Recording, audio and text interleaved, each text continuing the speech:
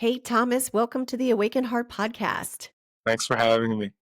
I'm so glad you're here. We had a little bit of miscommunication as far as logging into the studio, but I'm so glad we got to connect and here we are. And to save time, we're just going to dive right into your story. I really, this is a really cool conversation to have because I've been adopted myself in a family that most loving, amazing parents ever. My parents are a little older when we came along, and we were always told how we were chosen, how special we were, and we were adopted like we were like the melting pot family. I have two sisters. I am the mixed race, all like different nationalities, everything. We have one that's like a blonde hair, green eyed, and the other one we adopted from Cambodia, Vietnam, Cambodia, just after the fall of Saigon. We're always told how special we were, and we all feel like we won the lottery by being adopted by our parents, and they're pretty amazing. So I would love to hear your story. Your story is incredibly unique, Thomas. Can you walk us through your journey from being given up for adoption to growing up in a household with 24 siblings from different cultural backgrounds? Absolutely. For starters, yes, my mom left me in a hospital and she wanted me to be safe. Apparently, I think that my father was abusive. Mm. And I was actually a middle child, believe it or not. I always thought that I was, just their first child and they were just young. But anyhow, my parents that adopted me, which were really amazing, I was their first black child. Prior, they had just gotten 11 Koreans from Korea, Mm. which is pretty amazing. So there's like a picture right in my cover where you got me as a baby with three Koreans that are holding me. Um, and it was very loving. I felt special, and I was a baby when they got me. So I was a little bit different than a lot of my other brothers and sisters that came from already broken homes. And just growing up with so many kids, I mean, there you have your good and your bad because having so many hard to place children in one house, and then you just like, hey, this is your brother, and there's eight, nine, 10 people in one room. It gets a little bad, but what really melded us, I think, together was having to go to an all-white school, so a lot of us black kids kind of bonded through that. Because in the '80s it was a little bit different, but Mhm. we made it through. You were raised in the '80s, so you're an '80s baby. So it's not like I was a 1970 baby and, you had mentioned closed adoptions back then, Mhm. and you have to really search for your family, and I did see a little bit about how you finally did find her, but we'll go get into that a little later on because that was a recent development, how you tracked down and finally found your Yes. mother. Yes. So you're an '80s baby. You grew up in this very diverse family. So you guys probably didn't see color within your family. You were just like siblings. That's wonderful. That's it's one of those things, and I think that I wonder what you would say. Like, I'll just use like racism for an example. Like, say someone does say racial slurs to you, right? And then you have a white person comforting you. It's not so much about race. That it wasn't Mm-mm, to me. It was just about that person, and it not at all. it honestly it individualized. This person's bad. There wasn't no like face to it. In my opinion, it's just either that person's hateful or they're not. And I always found that to be a very interesting dynamic, when people just group everyone up into one. And it's just like, no, I don't think so. No, it's just the grouping is a way to keep people small, I believe. And my parents were always told us it doesn't matter the color of your skin. When you meet somebody that you're going to be with, it doesn't matter the color of the skin as long as they love you. Or, if you're going to Yeah. have people and anyone else surrounded in your home.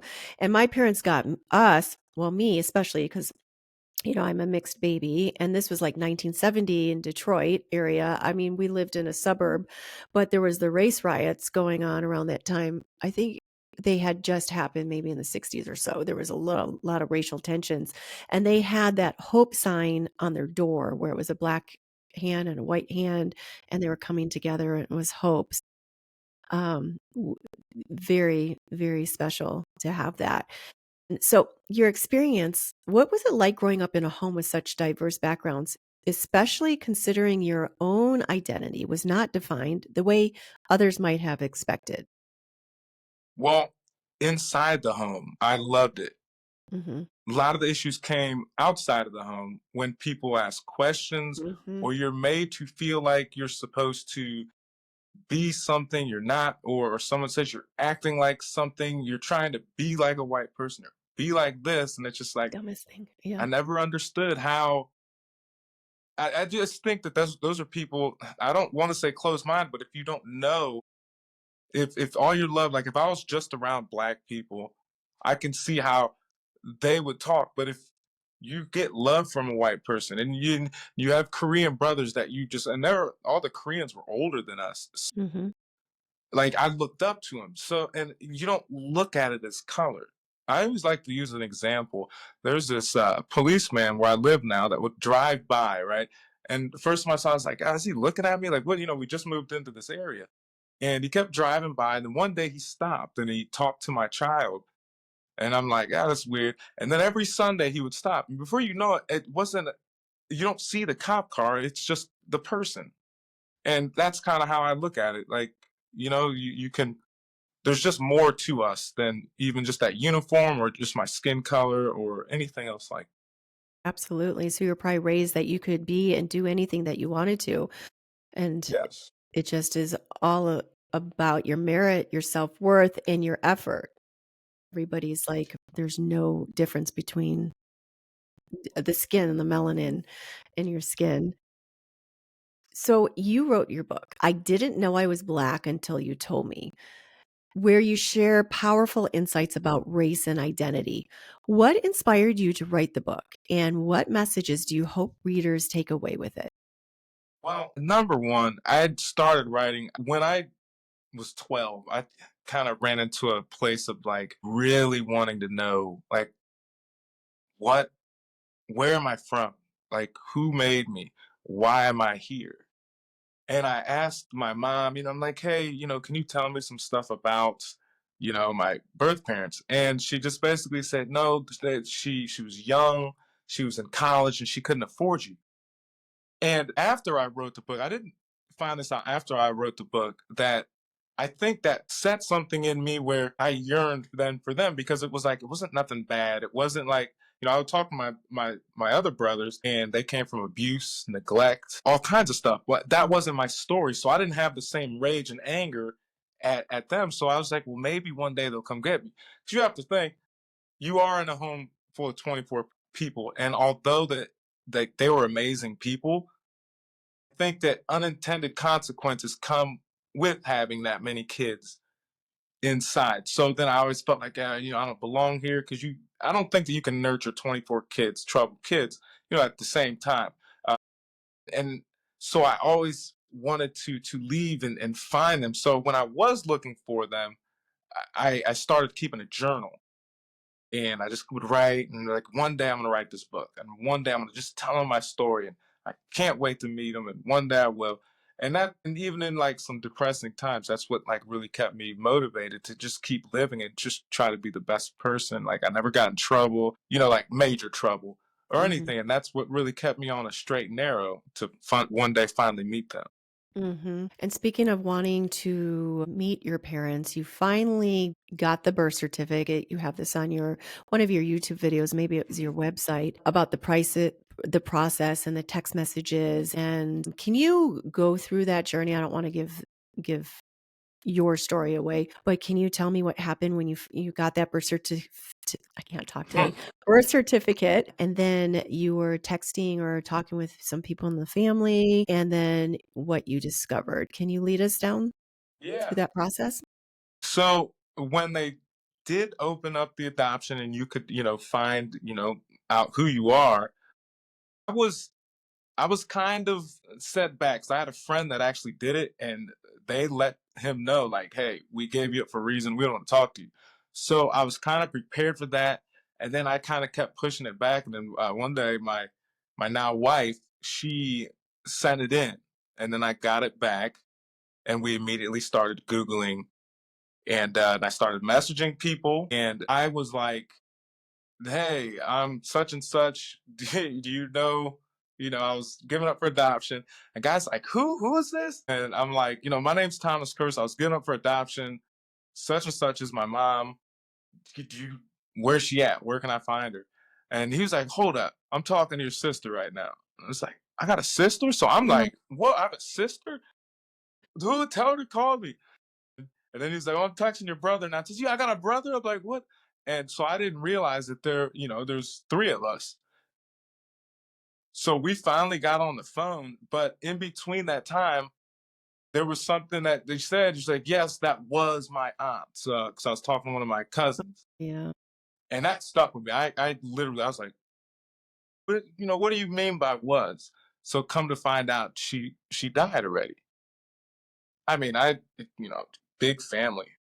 Everyone else is still alive except for then my mom on that side. I'm like, what? Mhm. All her sisters are alive. So then what about my dad? He just died from a heart attack. All his brothers are still alive and he's dead. It's one of those things where if someone was to say something wasn't meant to be, but that's what kept me living. It still blows my mind to think about that. Yeah, I can go see everyone out of the family except for just those two people, the ones that I yearned for. And I still to this day, it's like, and something really funny. After I first met them, every on March 14th, something happened to me, right? Like I had to leave work this day. Okay. And this was when I first found them. So it's, I think, 8 years ago. And something came over me. And I was already talking to my brother and I said, something's wrong. Something like, am I missing something? What happened today? Is there something I need to know? He's like, that's the death. That's the day our mom died. Wow. And then he goes, when she was dying, you could barely understand what she was saying, but she was basically saying, I'm sorry, just please find them. But he Mm. was like, what are you talking about? He said, that made sense because she kept it a secret from everyone. And he was like, she must have been talking about you. And yeah, You were never forgotten. yeah, yeah. So I kind of feel like I'm big into energy. I believe in energy. And I just Mhm. feel like she left something in me when she left me and it just kept me going. And Mhm. so now it's like all this other stuff I'm doing. I'm just like, I feel that I'm supposed to do this. I'm like, well, if I wasn't supposed to meet you guys, there has to be something I can say or do in this world that I can leave some type of peace or maybe my experience can, maybe someone can learn from. Yeah, and it's gotta have been such I don't know if you ever felt that, "Oh, well, my mom didn't love me or she gave me up." I mean, there's always circumstances. It sounds like you might have had a young mother as well as my birth mother was a young mother. And, I mean, we were always told from the beginning that she was really young, she couldn't take care of you, and we chose you and stuff like that. But, I know a lot of people that are adopted, they do feel like something's missing, or maybe they haven't been raised in such a really stable environment like you were. So you had this amazing upbringing. So there's this fantasy that they sometimes create about their birth parent that isn't really shaped with reality, or something like, oh, they didn't love me, they gave me up and I'm bad, or stuff like that. So you at least didn't have that kind of experience. But man, what a disappointment. How soon after you got the birth certificate and then finally tracked down on the other people in the family, what was the time with them passing from you finally connecting with them? 2007, she, and in 2015 was Mhm. when my dad died. So if I would have sent it right in, I think I would have been too late because I think he died in January, I believe, of 2015. So yeah, I wouldn't even it would never have been meant to be. Yeah. Yeah. Well, do you have a relationship with the other family members? You guys get together, right? Or you So talk, communicate? we were so that's funny you say that. And this is another reason it's really weird. So I'm me and I don't believe, I think I know for a fact that you're a product of your environment. Mhm. And the way they was brought up and the way that I was brought up, we clash. I talk to my brother now, but I want to be as polite as I can, but we're just complete different people. My sisters, they're, yeah, a handful. And that kind of broke up because she basically lied to my wife and like tried to break up my family. Mhm. And I'm like, why Mhm. would you even do that? And So I was like, I think that I'm just gonna kind of stay away. Let him And go she with the kept love. lying about it. It just got Yeah. weird. And I'm like, I'm like 44. I don't have time for this. No, no, yeah, you don't need that energy around you. Let it go No. with love and Yeah. move on. So, your YouTube video intro has gained massive attention with over 2 million views. What do you think resonates so deeply with people about your message? I think coming together. I think that even if you just like look at the picture in the front and you can tell the connection I have with my mom in that video, I think it automatically pulls you in. I think that you can hear her German accent, and it's almost like it's why would these two people be close? Then you get to see that, and then see the amazing things that she did, and I really want to do my best in honoring them because from what they came Mhm, from they're born in 1935 in Yugoslavia, and mhm. their stories even more crazy to then come over to America and do what they did and just wanted to help from seeing so much hate in their life to wanting Yes, to help so much, I think is very amazing. yes, yes, because it was like World War II over there Yeah. and Nazi Germany, and people, like, profiled and, I mean, it got to the nth degree over there, and, to come here and to espouse those lessons and values. Did they talk about their experience over there and just they came here and having more compassion? I mean, gosh, adopting 24 at one time, or was it 21? 21. Yeah, they had three of 21. their own. Yeah, 3 of their own. If you see their picture, like prior to them having kids, it just looks like just a nice little family. And Mhm, then it just ballooned from there. What I here's one thing I want to say about them that I have a lot of respect for them. So they came with a lot of Germans. So in where I live, like there's a lot of Germans here. So mhm. they pretty much shun them because they're just like, listen, don't be bringing all those kids around us, right? And they stayed with us. They were just like, my dad would hold my hand. I'm proud of my kids. Like, you guys can just, I don't care about you guys because this Yep, ain't right. They didn't go see their own family members for many of years because, they had got us and they made us number one in their lives. And I that's think so it's beautiful. absolutely amazing. That And is one thing amazing. I wanted to add to that, my dad had a brother too. They were close, and he would come visit. His name was Uncle Carl, but like I said, the rest of their families they just stopped intermingling. So I played in a soccer. My kids play soccer. I played in a soccer tournament and went down to this place called the Liederkranz. It's German, ran place. And my Uncle Carl died a few years ago. Like this is how non-close we were. They were like, you guys aren't invited to the funeral. We all have the same last name. They're like, we do not want none of them coming to the funeral. So like, whatever, we're not going. But now the same place that he was one of the board members for this soccer club, I went, I got pictures of it. It's amazing. They're asking me in this German place to, hey, can you be our head soccer coach?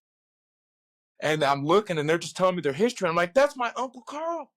And then Oh, they finally put two and two together, and they're just like blown away. One of the most blown away. So it's almost like a big circle of like, hey, we mhm, can all change, and it all ends up like now you guys are wanting me to be there, and I'm actually a part of this place in a way, and I mhm. just still think that's just amazing. That is amazing. It is amazing, and I've watched some of your videos, and I've seen pictures of your mom and your dad, and they just look like I can feel their energy, just amazingly loving people, and, yeah, so you've grown up in a multicultural family, and it must have shaped your worldview. I am stumbling today.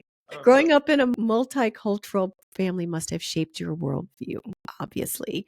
I mean, I don't know many families that have grown up with that many siblings and to be in a stable environment. A lot of people that adopt them, they want a paycheck or they're just not, embracing and loving their children and giving them a supportive environment. How did your upbringing influence your understanding of race identity and belonging? In the younger years, when I was like 12, I was very confused because they were like, "Well, we need to get you guys around more black people, right?" So they took us to inner city. They're like, "All right, you guys go here." But what I learned was we talk different. So we got because I just talk like how I talk. I'm not gonna, yo, what's up? I'm not doing that, because that's just not how we were talking. So we got made fun of that. And we're just different the way we carried ourselves, what we like to talk about, what made us happy. So a few of my brothers, they were just like, "Girl, I gotta find my quote unquote blackness." Next thing you know, is I got a brother attempted murder, tried to murder someone. All the way to that, a few of them just felonies, and then a few of us, and we just went the opposite way. I just looked at that like I don't want to be like that. But for me, my dad, he built always would build me up, right?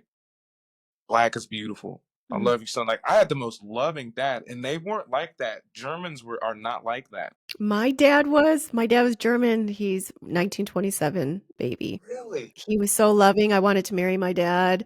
He was so generous. We called him the walking wallet. Like he would do anything for his family. That's Yeah. what he wanted was his family. Like he was so proud of his family. Yeah, he's So a can I teacher. ask you a question? Since he was German, did he? I would assume that because my dad's dad, he said he never hugged. Did he come from that? And then when he's here, he's like, I'm going to show my kids exuberant amount of love. It's Well, because my grandfather, he's the one that came over from Germany, and my dad was raised here. So my grandfather spoiled us. He was very, very affectionate and everything. My dad, when we were kids, he was very affectionate with us. As we got older, he just showed it in different ways because I think it's just because we were maturing and becoming more women. So it's like he wasn't holding my hand in public anymore. I remember once he dropped my hand. I was like, "Whoa, why did he drop my hand?" I'd still get tucked into bed till I was 14.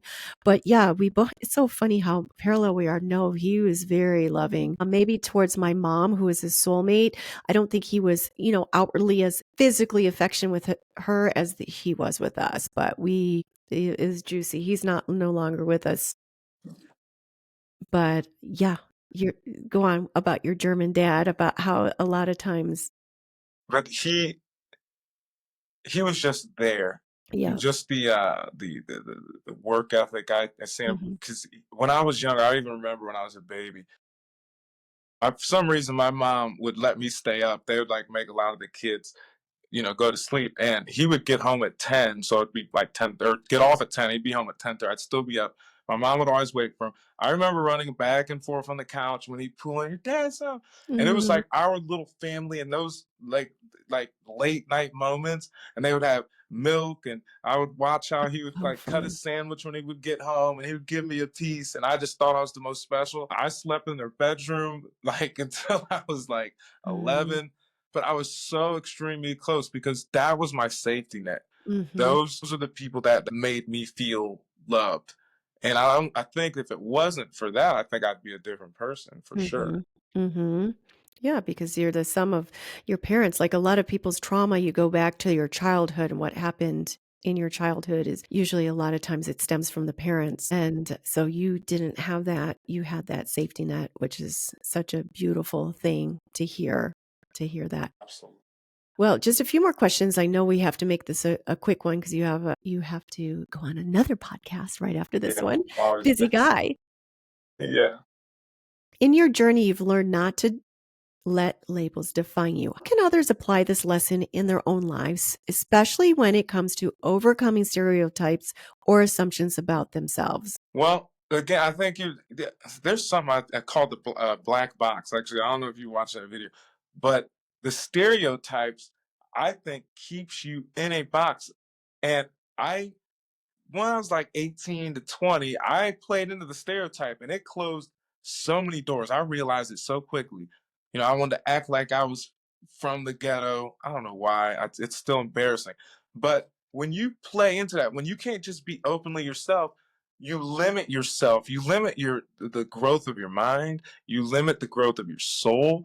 You're only playing into whatever, they want to feed you, I guess. And the moment that I let that go, I've been exposed to so many different things, so many different people, so many different types of music. There's so much beautiful out there.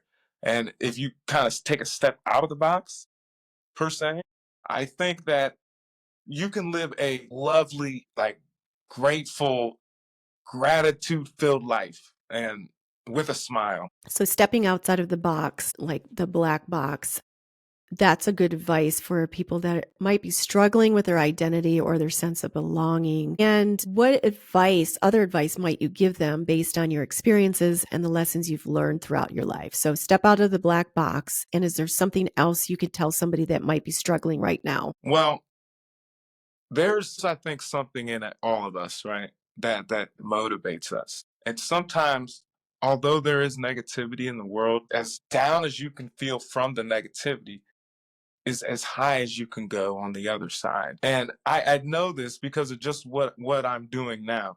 So what I would do is in a bad situation, you find the good in it. Okay. Yes, my parents died. And I could just have sat there and said, oh man, I'm never gonna meet them. I just poor me. No one ever wanted me. Dealt with this Victim, and that. victim, victim. And instead I said, okay, that I took that energy and I taught myself how to make videos. I just wrote a book. I got to go speak in places that I never thought I would speak into with people everywhere. Everything just Yes. And then you just like, oh my goodness. And there's something on the other side. And then it's just like, we only have one life. Why not make the most of it? Because we're not going to live forever. I think our spirits are. And I think that if you fulfill your spirit mhm, with positive stuff, when it's all said and done, when you lay to rest, you're gonna lay to rest peacefully. And I think that I'm not the most religious person, but I think what you put out into the world mhm. is the most important. And if it's Energy. positivity, you're not gonna go to sleep feeling bad at night. Because if you ever like do something wrong, right, you just feel that, man, Mhm, I probably shouldn't have did that. But if you just keep doing the right thing, you can just lay your head down peacefully. And I think that applies to every parts of anyone's life and goals and accomplishments and their mhm, vision of their mhm. self.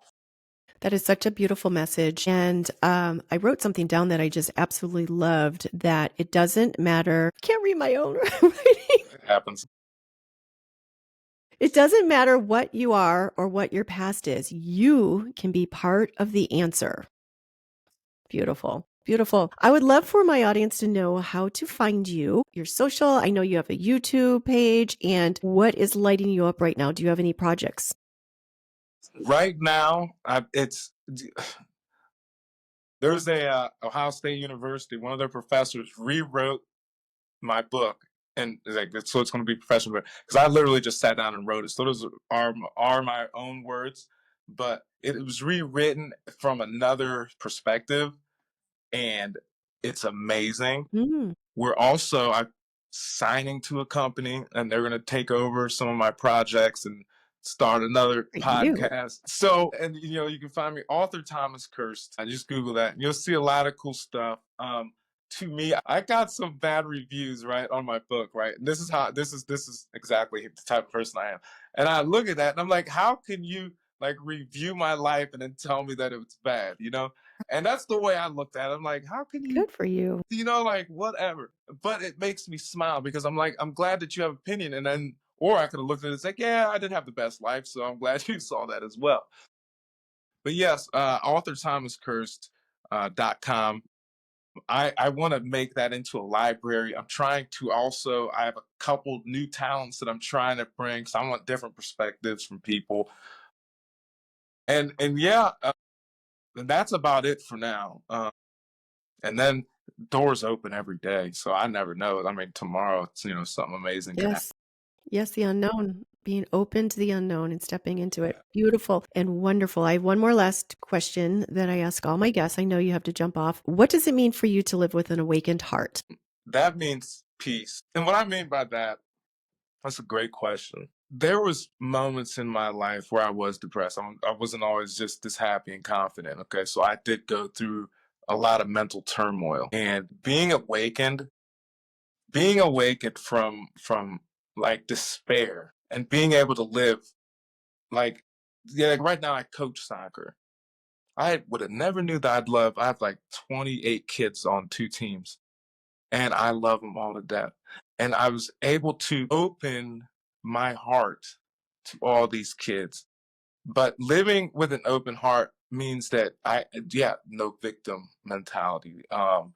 I feel that I have control of my life, of myself, and I'm just happy internally. And I really never always was, but like the last few years, it's just been an amazing journey and just changing my perspective on how I look at things. Instead of glass half empty, glass half full. It Yes. never made sense to me until like the last few years. I'm like, yeah, I'm not going to like. I heard this great analogy with this the thermostat with the temperature. Like, are you the thermostat or are you just you know the heat that just goes with whatever? Right. I'm not really good at explaining it, but I knew what it meant. And I'm just like, no, I can be even keel. There could be Yes. whatever happening. You're not going to break me down, you know? And yeah, that's what I think it's like living with an awakened heart. Beautiful. I love it. And you are so inspirational. And I think your voice is so needed in the world today. So thank you for bringing your story and doing everything that you're doing to like raise awareness as well. Because as we see the world right now, it's like, you got DEI and people are being rewarded just because of the color of skin, dumbing down math scores and all this. It's like, what are we doing here? So your voice is so important for others to like empower themselves that I'm not a victim. I can be whoever I want to be. You almost make me want to say one other thing about Yes. something because I know I can't let this go. Speaking of that, I'm back and forth on whether or not they should talk about slavery in school at a young age. So I remember them talking about slavery. So in my book, I broke out in a sweat. I was just so whatever, and I'm like, all these people used to own people like me. So that's going through my mind. And in that moment, this is believe I was in third grade. In this moment, I go either I'm going to live my life Hmm. thinking that I'm inferior, or I'm going to prove them all wrong. So the next class we had math, and we had if you miss one, then you have to sit out, and it just keeps going, and the top people. So I made it in the top three in that group, right? And in that moment, I said, "These people aren't better than me, and you're never going to let me feel that way." And I explained that to my parents. They said, "No, they're not better than you. You're fine, no matter what that history is." And they told me Yes. about their history, what happened in Germany, and this and that. And I'm just like, "Thank you." And I was not raised with a victim mentality. And that's literally how I always carried myself. I do not look at myself as less than, and that's period. No, So you're not. And we had a horrible history in this country. We're a younger country than, like, say, Europe and the other countries. Like Africa is one that is the biggest slave traders that there are. And every European country has sold slaves, whether you're Italian or you're Portuguese or whatnot. So everyone has this horrible history. At least it's not happening anymore. And yes, thank God we're out of the 60s and all that horrible time. And I think we've learned we do not need to regress and go back to that victim mentality. And a lot of people want to keep you stuck in that little box. And I think it's a way to keep, anyone of color or anyone of different ethnicities down by making them feel less than they are, by like placating, oh, you're like, poor you can't do math and stuff like that. I So, but can't yeah. stand that. Yeah, that's No, I ridiculous. know. It's like, stop. What are you doing? But anyway, I hope you have a wonderful next podcast. And thank you so much. I'm glad we got to connect. I could have kept talking on and on, but I know Yeah, that you have to go. And well, let me end this. I want to thank you for coming on the Awaken Heart podcast. And I hope you have a wonderful rest of your day. thank you so much. Thanks for having me. Thank you.